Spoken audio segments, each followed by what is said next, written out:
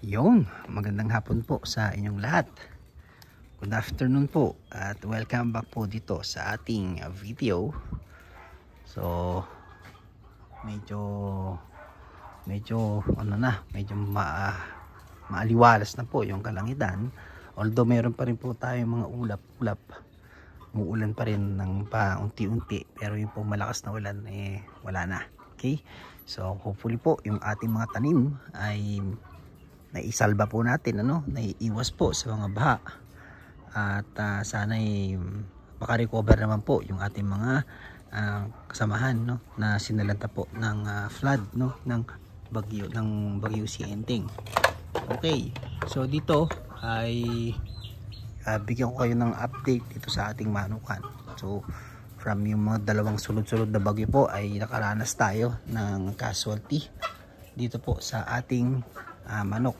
So ngayon po ayan na po sila, 32 weeks na po yung ating mga manok at sa ngayon po unfortunately ay 40 na lamang po yung natitira. So marami pong casualty nito mga nakaraang linggo nung pong bumagyo ng Karina, tapos ulan-ulan na kasunod, tapos aaraw, tapos may bagyo na naman, tapos malakas sunod-sunod na ulan, nagkasipon po yung ating mga manok. And dahil hindi po maganda yung ventilation po ng ating area, madali po silang tinatamaan ng sakit. Okay? So sa ngayon, then bumagsak po yung kanilang bumagsak po yung itlog nila.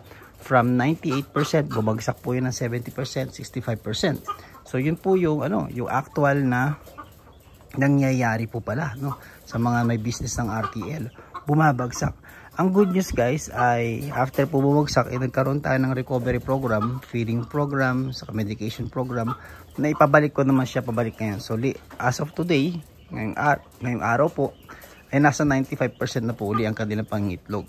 Okay, naka 39 po siya out of 40, ay 38 out of 40. So 90 plus na uli. So back to regular production po ulit tayo. And then ang good news po dito, nabawasan ko rin yung aking cost per egg, yung aking daily expense per day nabawasan ko po. So paano? Dahil alam po naman na ang feeds ang isa sa pangunahing gastos po sa pag-alaga ng RTL. So nag-optimize ako sa feeds dahan-dahan. So naglagay po ako ng ibang mga ibang content, and tiningnan ko kung makakaapekto ba 'yon sa ating paitloging manok. So far naman actually napataas pa nga niya yung ating egg rate. Saka yung bigat, yung timbang napataas din niya. So idinagdag natin 1:4 po ng mais, yung crumbled na mais. So yung mais ay binili ko ng 24 pesos per kilo. And then yung ating crumbled feeds, yung sari manok, ay binibili ko yan ng 34 per kilo. So pag inad po natin yun 1:4, ibig po sabihin ay 1:3 ba? 25%. Tatlong parts ng crumbled na sari manok, isang part ng crumbled na mais. Yung raw lang, yung kakagiling lang, yun po ang naging savings ko po doon from 34 per kg naging 31 per kg po yung aking gasto sa feed. So malaki po yung impact nun guys. Malaki ang impact. So imagine po kung 1,000 po yung manok ninyo at meron kayong ganong kalaking savings, yung pong savings na yun, i-convert po yun sa profit niyo. So yun po yung optimization na ginagawa ko para maging ready ako pagdating sa time na mag-i-scale po ako. Hindi pa po tapos yung aking small scale sampling test, kaya hindi pa ako nagdadagdag ng flock. So obviously po magdadagdag tayo, pero hindi na po dito sa ating area. Okay, so far yun po ang update sa ating mga manok. And pagdating po sa casualty, na karamihan sakit po nila yung parang hindi sila makatayo. So nagkaroon ng avian malaria ba yun tawag doon. Berde po yung kanilang dumi and nahihirapan silang tumayo. So yung pong dalawa hindi na naka-recover, pero ito po nakita nyo po yung nasa side na yan, sa kayo doon sa left doon, nagkaroon din ng ganong case pero naka-recover po siya. So ang ginawa ko, binigyan ko lang siya po ng gamot na sulfa QR, sa kayo yun, amoxicillin ba yung tawag doon, yung kulay purple. So yun, hinalo ko na po dyan sa pagkain. So hinalo ko ng 2 days. So yung powder na yun, habang pinapakain ko, niluwan ko yung tapat nila ng yung amoxicillin powder. Nakadalawang pakete ako, din gumaling sila, naka-recover sila. Okay? So napansin ko, bigla silang hindi makatayo nung naambunan. So may ulam po rito, naambunan siya, pumunta ako sa Castañeda, nakalimutan kung ibaba ito bago umalis, tapos naulanan siya. So yun, ayaw po naman ako yung ganun. Kaya nung nakita ko po siyang medyo parang hindi makatayo, no, na mawala po yung balance niya, inihiwalay ko agad, pinatuyo ko muna, then ibinalik ko rin kasi ang hirap po siyang alagaan sa separate na kulungan. Binalik ko rin dyan, and then siya na ang kusang kumain na binibigyan ko ng gamot, and then yun naman naka-recover naman tayo. Okay, yung pong ating waste management ay same pa rin. So pero this time hindi na po ako nagtatanggal dyan everyday, nilalagyan ko na lang siya, and super naman okay. So meron po akong experiment lately, this past last week yata yun, bumili ako ng vermiworm. Kasi nga po, kaya nga sinabi ko sa inyo sa last video, ang ginagawa kong substrate po dyan ay yung ating compost, dun sa ating compost bin. So wala pong amoy, so nanu-neutralize po yung amoy. So akala ko ay pwede na akong maglagay ng vermiworm, no? Dahil maano naman, maganda naman yung ating ilalim ng manukan. So konti lang yung droppings, kaya lang meron po palang mga mites po dyan. So parang sinisip-sip ng mites yung ating vermiworm, and then yung pong ipot ng manok medyo mainit po sa una, yung lalo na pag nagiging basa, nagkaroon po ng natutunaw po yung ating vermiworm. So failure po yung test ko na yun. So hindi po siya pwede talagang directly andyan sa ilalim. Nakita ko kasi sa YouTube, meron nag-test na tawag doon, nasa ilalim ng kulungan yung kanyang mga vermi. Turns out hindi po ito applicable dito sa ating case. Okay, dahil naluluto po sila, natutunaw, umaalis po sila dyan. Ewan ko, may natitira pa siguro itong konti, pero I think kailangan kung gusto kong i-integrate ko po yung vermiworm dito sa ating poultry, kailangan kong i-separate siya. Palamigin muna, i-semi-compost muna bago ilagay sa ating vermi bin. So meron pa rin naman po ako natira doon na 3 kilo andun po sa separate area. So later on po ay i-explore po natin yon. Okay, so yan po yung ating update sa ating manok. 32 weeks na po sila. So bilis na panahon, 32 weeks na tayo. Then ito naman yung ating mga parent stock. So yan, binaba ko na po ito. So ito po ay 24 days na. So kinuha ko ito mula nung kanyang day old, no? Day 1 inalagaan ko siya. Ngayon nakaka 24 days na tayo. Oh, diba? 5 days na lang or 10 days na lang pwede na pong ipakawalan yan.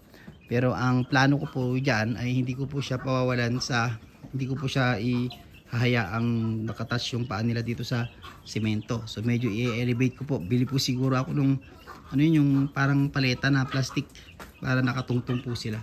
Okay, so titingnan po natin kung ano po yung magiging situation, no? After 10 days, kung ano ang magiging setup natin.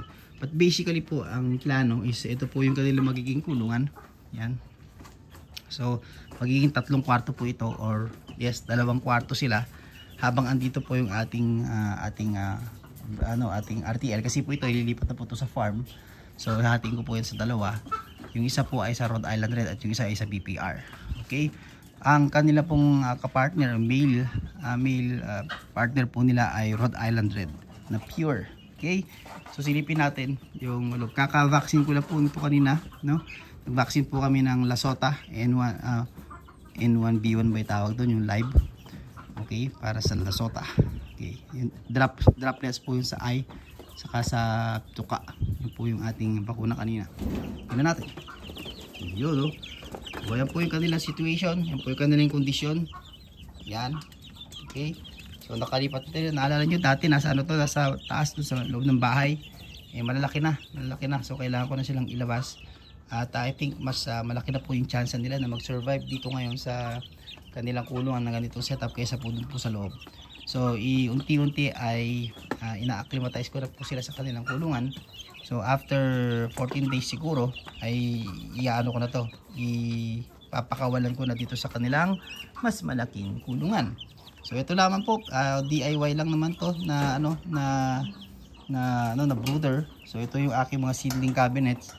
10 years ago pa namin to ginawa. So pinagdugtong-dugtong lang namin, then binalutan muna ng plastic para hindi pumasok yung hangin. Okay, may ilaw po ito, no? Pumili lang ako ng ilaw diyan sa palengke. Yan. So sindi natin. Kapag gabi kailangan pong isindi ilaw kasi malamig po sa gabi. Pero sa araw di ko na po yan isisinti dahil mainit po rito sa loob, no? Sa loob ng kanilang pet. Ayan. So ayan po itsura nila. Medyo aligaga, kakababa lang po namin dito kahapon. And ayan, naglagay ako ng makukulit dapo ng dapo sa ibabaw. So pasensya na kayo, medyo ano yung ating kulungan. Ayan. Pero tingnan nyo po yung ating mga manok. Ayan. Okay, 24 days old po yung ating parent stock, and dito po tayo magsisimula kapag tayo ay nag-develop na ng ating second project, which is yung ating free range non-cage and free range na mga egg at saka meat production. So abangan nyo po yun mga kaibigan. Isa pong napakahabang follow-along po nito, no? Dahil usually po ang mga manok ay magiging productive sa ika 17-18 weeks niya, magsisimula po siyang mag-itlog, no? Pero hindi pa po yun yung kanyang peak, simula pa lang po yun. So obviously po ito pong ating parent stock ay intended for production of hybrid F1, para yun naman ang paparamihin natin para siya nating i-destino sa bukid natin sa Lezac Farms.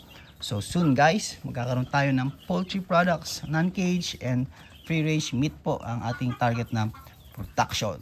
So yan po ang ating update, no? Greenhouse, ayun, init na init si Kolokoy, ayun, oh. Yeah, mainit talaga rito, nasa 30 degrees. And then yung hangin, walang hangin, maalinsangan, no? So yan talaga ang mangyayari. Yung greenhouse po ay tapos na yung ating pipino. So wala tayong masyadong ikukwento sa ating pipino. Pero ayan, lilinisin ko na po yan next week.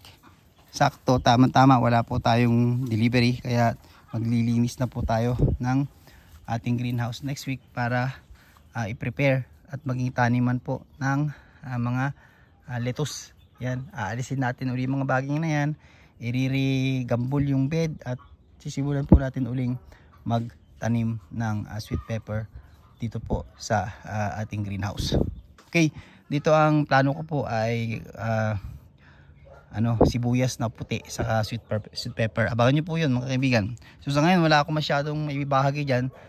I-share ko na lang pag nalinis ko na at na-prepare ko na uli yung ating bed. Okay, then ito po yung ating mga tinetest na mga bagong variety ng sweet pepper. Yung mga malalaki binili ko sa mall. Ayan, ang kapaso na, tumutubo na dyan lang muna sila. Then ito yung ating jumbo, no, na mga sweet pepper. Okay, so yan po yung ating progress mga kaibigan. Wala masyadong ganap, hopefully kayo yung kanyang mga tanim ay maayos, no, magaganda, no. And magkita-kita po tayong muli sa ating susunod na video. Bye bye.